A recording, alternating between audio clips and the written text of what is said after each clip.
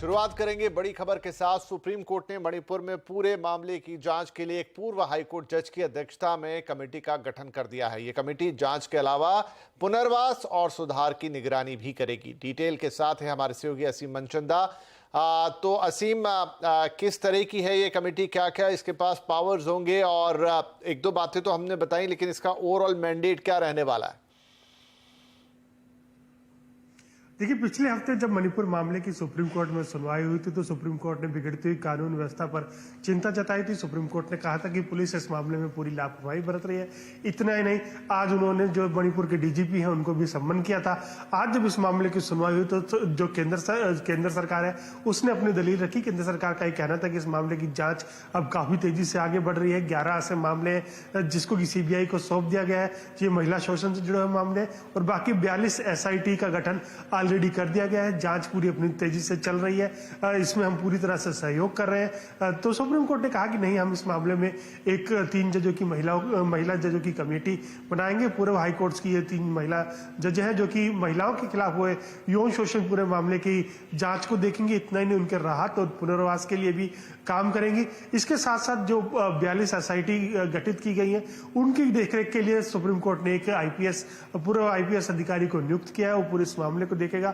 Supreme court ने यह भी कहा कि जो भी एसआईटीज है उसमें दूसरे राज्यों के अधिकारी भी शामिल हो ताकि जांच पूरी तरह से निष्पक्ष हो। तो भी सुप्रीम कोर्ट इस पूरे मामले की सुनवाई शुक्रवार को करेगा। जी, तो एक बड़ा और महत्वपूर्ण कदम सुप्रीम कोर्ट की तरफ से मणिपुर के लिए एक अलग से समिति का गठन। इधर मोदी सरनेम केस में सुप्रीम कोर्ट से सजा पर रोक के बाद राहुल गांधी की आज संसद में वापसी हो गई और उनकी संसद सदस्यता बहाल हो गई। आज राहुल गांधी की संसद में वापसी को इंडिया गठबंधन ने सत्य की जीत बताया। कांग्रेस पार्टी ने इसे नफरत के खिलाफ मोहब्बत की जीत का नाम दिया। आज राहुल गांधी ने सोनिया गांधी के साथ संसद में डीएमके के दफ्तर जाकर एम करुणानिधि को श्रद्धांजलि भी दी। राहुल गांधी की संसद में वापसी ऐसे वक्त पर हुई है जब सरकार के खिलाफ अविश्वास प्रस्ताव पर चर्चा होनी है। इसके अलावा मणिपुर और दिल्ली सर्विस बिल पर भी माहौल गर्म है। आज लोकसभा में केंद्रीय आईटी मंत्री अश्विनी वैष्णव ने पर्सनल डेटा प्रोटेक्शन बिल पेश किया। वहीं दोनों सदनों में आज भी विपक्ष ने मणिपुर पर चर्चा की मांग रखी। इधर राज्यसभा में आज दिल्ली सर्विस बिल पर भी चर्चा हो रही है। गृह मंत्री अमित शाह ने आज इसे राज्यसभा के सामने पेश किया। इंडिया गठबंधन एकजुट होकर इस बिल का विरोध कर रहा है। यह बिल 3 अगस्त को ध्वनि मत से लोकसभा में पारित हो चुका है। लोकसभा में सरकार के पास पर्याप्त संख्या बल है, लेकिन राज्यसभा में सरकार एनडीए से बाहर के दलों पर भी निर्भर है। ऐसे में इंडिया गठबंधन पूरी कोशिश कर रहा है कि बिल को रोक लिया जाए। राज्यसभा में चर्चा के दौरान कांग्रेस नेता अभिषेक मनु सिंघवी ने दिल्ली सर्विस बिल को असंवैधानिक और लोकतंत्र विरोधी बताया। यह दिल्ली के लोगों की आवाज दबाने की कोशिश है, ऐसा उन्होंने कहा। Unfortunately, it is the fitrat of this control freak sarkar whose vendetta, whose visiting card appears to be vendetta, whose identity badge is of a graceless and fuming electoral loser. Yes. Whose approach is to control by hook or by crook, usually more by crook and less by hook. Yes. So friends, make no mistake about it. As I will demonstrate shortly, this bill is completely unconstitutional. It is fundamentally anti-democratic. It is a frontal assault on the regional voice and aspirations of the people of Delhi. It violates all principles of federalism, all norms of civil service accountability, all models of assembly-based democracy. Media portal news click को लेकर हुए खुलासे पर भी हंगामा हो रहा है। दरअसल द न्यूयॉर्क टाइम्स की एक रिपोर्ट में activist groups, non profit organisations, shell कंपनियों और चीन के साथ उनके नेटवर्क का खुलासा हुआ है। इस पूरे नेटवर्क के केंद्र में अमेरिका के अरबपति बिजनेसमैन नेविल रॉय सिंघम है। द न्यूयॉर्क टाइम्स ने अपनी रिपोर्ट में कहा है कि कॉर्पोरेट फाइलिंग से पता चलता है कि सिंघम के नेटवर्क ने न्यूज पोर्टल न्यूज क्लिक को फंडिंग दी है। इसके जरिए चीन की सरकार के मुद्दों को कवर किया गया। द न्यूयॉर्क टाइम्स के खुलासे के बाद बीजेपी ने लोकसभा में न्यूज क्लिक का मुद्दा उठा दिया। बीजेपी सांसद निशिकांत दुबे ने कहा कि न्यूज क्लिक को चीन से फंडिंग मिल रही है। उन्होंने कहा कि न्यूज क्लिक देश विरोधी है। निशिकांत ने न्यूज क्लिक पर चाइनीज फंडिंग से सरकार के खिलाफ माहौल बनाने का आरोप लगाया और कांग्रेस पर भी निशाना साध दिया। और वो जो न्यूज क्लिक है सर, वो देशद्रोही गैंग, टुकड़े टुकड़े गैंग जो भारत को खंडित करना चाहते हैं, वो न्यूज क्लिक उस संस्था का जो है हेड कर रहा है। 2005 से लेकर 2014 तक चाइनीज गवर्नमेंट ने कांग्रेस को पैसा दिया, जिसका FCRA लाइसेंस भारत सरकार ने कैंसिल किया। 2008 में जब ओलंपिक हुआ, ये कांग्रेस को, ये सोनिया जी को और राहुल जी को बुलाया गया। 2017 में जब डोकलाम हो रहा था, उस डोकलाम के समय सर ये चाइनीज के साथ बातचीत कर रहे थे। केंद्रीय सूचना और प्रसारण मंत्री अनुराग ठाकुर ने भी न्यूज क्लिक को लेकर कांग्रेस को घेरा। उन्होंने कहा कि द न्यूयॉर्क टाइम्स से पहले भारत लंबे वक्त से दुनिया को बताता रहा है कि न्यूज क्लिक चीनी प्रचार का एक खतरनाक वैश्विक जाल है। 2021 में जब ईडी ने मनी लॉन्ड्रिंग के पुख्ता सबूतों के आधार पर न्यूज क्लिक के खिलाफ जांच शुरू की थी, तो कांग्रेस और वामपंथी दल इसका बचाव करने उतर आए थे। उन्होंने कहा कि कांग्रेस का हाथ टुकड़े टुकड़े गैंग के साथ है। कांग्रेस ने देश विरोधी ताकतों का बचाव किया है और विदेशी लोगों के साथ हाथ मिलाया है। अनुराग ठाकुर ने राहुल गांधी पर भी निशाना साधा। राहुल जी की नकली मोहब्बत की दुकान में चीनी सामान ये साफ नजर आने लगा है। चीन के प्रति प्यार ये दिखता था और भारत के खिलाफ दुष्प्रचार ये विदेशी जमीन पर भी और विदेशी न्यूज एजेंसियों के माध्यम से भी प्रोपेगेंडा के तहत होता था। घमंडिया गठबंधन और इस गठबंधन के नेता और इससे पोषित समर्थित लोग कभी भारत का हित नहीं सोच सकते। न्यूज क्लिक को चीनी फंडिंग को लेकर इतना बवाल आखिर क्यों मचा है? आज आवाज अड्डा में इसी पर होने जा रही बड़ी चर्चा। शाम 7:57 पर न्यूज क्लिक, चीन का पैसा, देश विरोधी एजेंडा, आज का आवाज अड्डा। अब बात करते हैं आज के बाजार की। कारोबारी हफ्ते के पहले दिन बाजार में आज खरीदारी रही। बाजार आज बढ़त के साथ बंद हुए। सेंसेक्स 232 अंक चढ़कर 65,953 पर बंद हुआ। वहीं निफ्टी 80 अंक चढ़कर 19,597 पर बंद हुआ। आज सबसे ज्यादा खरीदारी फार्मा IT शेयरों में रही। पावर, मेटल, बैंकिंग शेयरों में भी आज दबाव देखा गया। आप सुमित से हम और बातचीत कर लेते हैं बाजार पर। तो सुमित, एक अच्छी शुरुआत हफ्ते की, तेजी, जोश, ये सब कहां था? देखिए, आज सुस्त सा कारोबार था, लेकिन सेकेंड हाफ में थोड़ी रफ्तार आई। मिड कैप में कुछ बाइंग थी, फ्रंट लाइन में थोड़ी बहुत खरीदारी थी, निफ्टी बैंक में प्रेशर था। अब स्टॉक स्पेसिफिक अगर स्टोरी की बात करी जाए तो निफ्टी के टॉप गिनर्स में आज डीवी स्लैब का नाम था। 4.5% का उछाल। M&M नए हाइस पर नंबर्स के बाद 4.5% की तेजी। SBI लाइफ 3% ऊपर और L&T इन्फोटेक माइंट्री 5,000 रुपए के आसपास के लेवल्स नहीं बनाए। गिरने वाले शेयरों में ब्रिटानिया 3% नीचे रहा। SBI करीब 1% नीचे। टाटा मोटर्स में 1% की गिरावट और बजाज ऑटो करीब 1% बिकवाली यहां पर आते हुए दिखाई पड़ी। मिड कैप में नंबर्स के बाद पॉली मेडिक्योर एक शानदार तेजी यहां पर आते हुए दिखाई पड़ी और साथ साथ एक अच्छा उछाल था IRFC में, HFCL में, रुस्तम जी में, जहां पर मिड कैप में खरीदारी बनते हुए दिखाई पड़ी। लेकिन आज मिड कैप में गिरने वाले शेयरों की अगर बात किया तो Carborundum universal, Gujarat Ambuja export और GNFC, स्पार्क की कुछ ऐसे नाम जहां पर आज करीब 3 से लेकर 7% तक की बिकवाली बनते हुए दिखाई पड़ी। इस वक्त मार्केट में थार और स्कॉर्पियो की मांग सबसे ज्यादा है, यह कहना है महिंद्रा एंड महिंद्रा के ग्रुप CFO मनोज भट्ट का। मनोज भट्ट के मुताबिक SUV सेगमेंट में मार्केट शेयर 3.1% तक बढ़ गया है। पहले तो market share is about 20.2% revenue market share, which is up 310 bips, 3.1% over last year. So that reflects the growth we are seeing. Coming to your point कि जो waiting periods है, it is varied by model. So I think our longest ones do go up. I think that's because there's such a strong response to some of our models. For example, I think the two-wheel drive Thar is finding a lot of takers. The classic Scorpio and the Scorpio N are finding a lot of buyer interest. So I think overall, as we look at capacity increases, I think जैसे हमने मार्च में capacity increase की थी 39,000 के लिए, जो हमारी plan है to make it about 49,000 a month जब by March 24, that is also on track. So as these capacities come up, and the second thing is जो हमारी supply constraints थी वो भी minimize हो रही है, तो उन दोनों को keeping the both of those in mind, मुझे लगता है कि ये waiting periods over a period of time कम होगी, but the demand cycle is so strong that in some models we do expect that the wait period will continue. SBI के chairman Dinesh खारा का मानना है कि इस बार पॉलिसी रेट्स नहीं बढ़ेंगे, यानी ब्याज दरों में कोई बढ़ोतरी देखने को नहीं मिलेगी। उन्होंने कहा कि एसबीआई की लोन ग्रोथ 17% तक बढ़ाने का लक्ष्य है। नतीजों और फ्यूचर प्लान पर एसबीआई चेयरमैन दिनेश खारा ने सीएनबीसी आवाज के साथ एक्सक्लूसिव बातचीत की।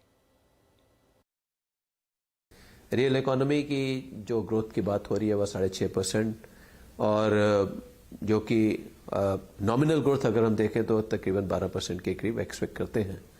तो उसके चलते मेरे को पूरी आशा है कि हम लोग 16 से 17% तक का हमारा कोशिश करेंगे कि हम लोन ग्रोथ जो है इसको 15% से बढ़ाकर 16% की तरफ हम लेकर जाएं, 16 से 17% की तरफ। ट्रेजरी गेन का मॉडरेशन डिपेंड करता है कि यील्ड मूवमेंट क्या रहती है, और यील्ड मूवमेंट अभी थोड़ा टर्बुलेंस है मार्केट में, क्योंकि यूएस रेटिंग का डाउनग्रेड होने से जो है टर्बुलेंस दिखाई दे रहा है। लेकिन मैं आशा करता हूं कि ये यील्ड भी स्टेबल हो जाएंगी, और आरबीआई की पॉलिसी के आते ही ये यील्ड स्टेबल होने की मैं आशा करता हूं। जैसा कि इन्फ्लेशन की ट्रैजेक्टरी दिखाई दे रही है, मेरे को आशा है कि शायद पॉलिसी रेट में भी कोई बढ़ोतरी नहीं होनी चाहिए, और अगर ऐसी स्थिति बनती है तो मेरे को ये भी लगता है कि डिपॉजिट इंटरेस्ट रेट्स भी अब स्टेबल करने चाहिए, क्योंकि जो भी कुछ इंक्रीज होना था वो हो चुका है, और पिछले 2 क्वार्टर से कोई पॉलिसी रेट्स में इंक्रीज नहीं हुआ है। तो आशा करता हूं कि इसी लेवल पर डिपॉजिट के इंटरेस्ट रेट स्टेबल होंगे, और उसके चलते हालांकि हमें लोन बुक में शायद हमें थोड़ा और अपॉर्चुनिटी मिल सकती है एमसीएलआर को इंक्रीज करने की, लेकिन हम लोग हमेशा वी आर वेरी माइंडफुल कि हम अपने कस्टमर्स के लिए जो अफोर्डेबल इंटरेस्ट रेट हो वही हम चार्ज करें। तो मेरे को पूरी आशा है कि हम निम इस लेवल पर मेंटेन कर पाएंगे। खादी का इस्तेमाल भारत में लगातार बढ़ रहा है। प्रधानमंत्री मोदी ने आज राष्ट्रीय हथकरघा दिवस समारोह में कहा कि पिछले 9 साल में खादी की बिक्री 5 गुना तक बढ़ी है। इस दौरान पीएम मोदी ने भारतीय वस्त्रों और शिल्प कोष का ई पोर्टल भी लॉन्च किया। इसे एनआईएफटी ने बनाया है। साथ ही उन्होंने विभिन्न कारीगरों, हथकरघा और खादी बुनकरों के साथ बातचीत की। पीएम ने कहा कि खादी आत्मनिर्भर भारत का वस्त्र भी है और अस्त्र भी। 9वें इंटरनेशनल हैंडलूम डे के मौके पर पश्मीना पर तिरंगा बनाया जा रहा है। क्या है ये चीज और किस तरीके से कारीगर यहां अपना जादू दिखा रहे हैं, एक जायजा लिया हमारी संवाददाता दीपाली नंदा ने। 9वें अंतर्राष्ट्रीय हैंडलूम दिवस पर प्रधानमंत्री नरेंद्र मोदी ने इस बार 15 अगस्त को हर घर तिरंगा अभियान जारी रखने की अपील देशवासियों को की है। और हैंडलूम एग्जीबिशन में इस वक्त हम मौजूद हैं, जहां पर पहली बार हम देख रहे हैं कि पश्मीना पर तिरंगा झंडा बनाया जा रहा है। खादी पर तिरंगा बनते लहराते हुए हवा में हमने अक्सर देखा है, लेकिन पश्मीना पर तिरंगा झंडा यहां पर बनाया जा रहा है। जो बुनकर आप देख रहे हैं ये श्रीनगर से हैं, और यहां पर जो आर्ट है वो है कानी बुनाई।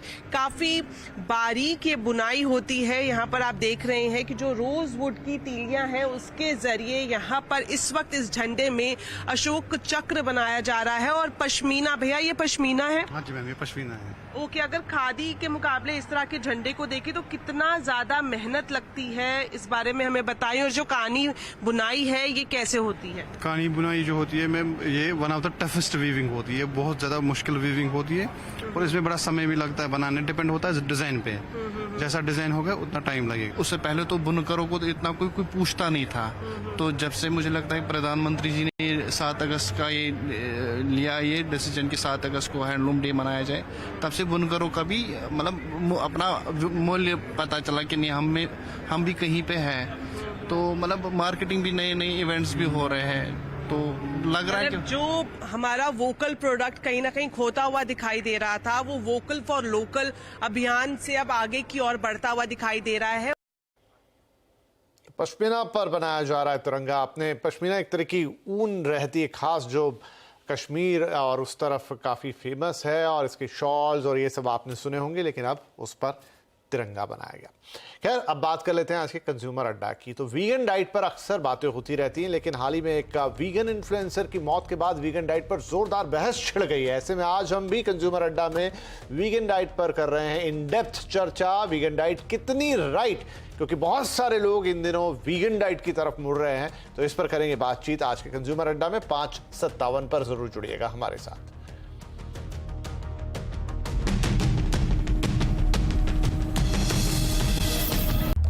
Welcome back. आप देख रहे हैं आवाज समाचार, और कुछ और खबरें आपको बताते हैं। भारत के मून मिशन ने एक बड़ा माइलस्टोन यानी एक अहम पड़ाव को पार कर लिया है। चंद्रयान 3 चंद्रमा की कक्षा में तो पहुंच ही गया है, और उसने वहां से चांद की पहली तस्वीरें भी भेज दी हैं। इन तस्वीरों में नीले और हरे रंग के कुछ गड्ढे भी चांद की सतह पर दिखाई दे रहे हैं। इसरो ने ट्वीट किया है कि 5 अगस्त 2023 को चांद की कक्षा में चंद्रयान 3 के जाने के बाद चंद्रमा का नजारा देखने को मिला। इसरो का मिशन मून अब तक अच्छा रहा है। इसरो को उम्मीद है कि विक्रम लैंडर इस महीने के आखिर तक 23 अगस्त को चंद्रमा की सतह पर एक सॉफ्ट लैंडिंग कर पाएगा। इसरो के मुताबिक अब कक्षा को कम करने का अगला बड़ा ऑपरेशन 9 अगस्त को 1 से 2 बजे के बीच किया जाएगा, जिसमें कुछ देर के लिए चंद्रयान के इंजन को स्टार्ट किया जाएगा, उसे एक पुश दिया जाएगा ताकि वो अगली कक्षा में प्रवेश कर जाए।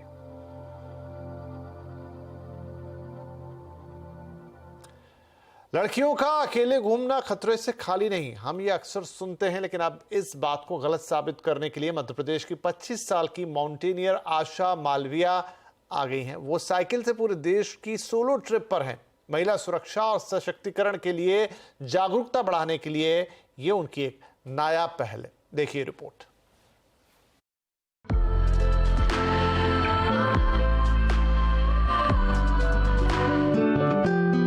एक 25 वर्षीय महिला इस लोकप्रिय धारणा को खारिज करने की कोशिश में है कि भारत में महिलाओं के लिए अकेले यात्रा करना असुरक्षित है। मिलिए भोपाल की राष्ट्रीय स्तर की पर्वतारोही आशा मालविया से, जो महिला सुरक्षा और सशक्तिकरण के बारे में जागरूकता बढ़ाने के लिए अकेले ही पैन इंडिया साइकिल यात्रा पर हैं। मेरे दिमाग में भी कहीं ना कहीं ये कॉन्सेप्ट था कि आज हमारे भारत देश की महिलाएं हैं जो कहीं ना कहीं भारत में होते हुए भी ये सोचती है कि हमें डर लग रहा है, हम सुरक्षित नहीं हैं। तो मुझे उसी डर को खत्म करना था, इसीलिए मैंने प्रोजेक्ट बनाया। जब वे सिर्फ 3 वर्ष की थी, तब अपने पिता को खो देने के बाद आशा मालविया ने भोपाल से शारीरिक शिक्षा में स्नातकोत्तर किया। जागरूकता पैदा करने के लिए अपनी यात्रा पर वे अपने साथ कपड़ों के 3 सेट, कुछ बुनियादी आवश्यक वस्तुएं और कुछ सूखे फल ले जाती हैं। एक पर्वतारोही के रूप में आशा मालविया ने कई चोटियों पर चढ़ाई की है। वे अपनी संपूर्ण भारत यात्रा के हिस्से के रूप में पूरे भारत में साइकिल चला रही हैं और पहले ही कम से कम 23 राज्यों को कवर करते हुए 25,000 किलोमीटर से अधिक की यात्रा कर चुकी हैं। डिफिकल्ट तो कुछ था नहीं, क्योंकि मैं हर प्रॉब्लम को कभी भी प्रॉब्लम के अकॉर्डिंग नहीं, एक चुनौती के अकॉर्डिंग देखती हूँ। अगर प्रॉब्लम को प्रॉब्लम के अकॉर्डिंग देखेंगे तो सिर्फ प्रॉब्लम ही दिखेंगी, फिर टारगेट नहीं दिखेगा। तो इसीलिए मुझे कुछ भी दिखता ही नहीं। पहले तो मेरा साइकिल वगैरह भी खराब हो जाता था, तो मैं उसे खुद रिपेयर वगैरह करती थी, कुछ पंचर वगैरह बनाती थी, तो वैसा चलता था। आशा मालविया जो महिला सशक्तिकरण के लिए काम कर रही हैं, उभरते भारत की शक्ति का प्रतिबिंब है। न्यूज़ 18 नेटवर्क पर हम भारत की आशा मालविया जैसी महिलाओं को सलाम करते हैं, जो मैं कर सकती हूं में विश्वास रखती हैं। तो आवाज समाचार के इस एडिशन में फिलहाल इतना ही, लेकिन CNBC आवाज पर खबरें और कार्यक्रम दोनों जारी हैं, और आप हमारे सोशल मीडिया प्लेटफॉर्म्स पर भी बस एक क्लिक के जरिए प्राप्त कर सकते हैं नई और ताजा जानकारी। नमस्कार।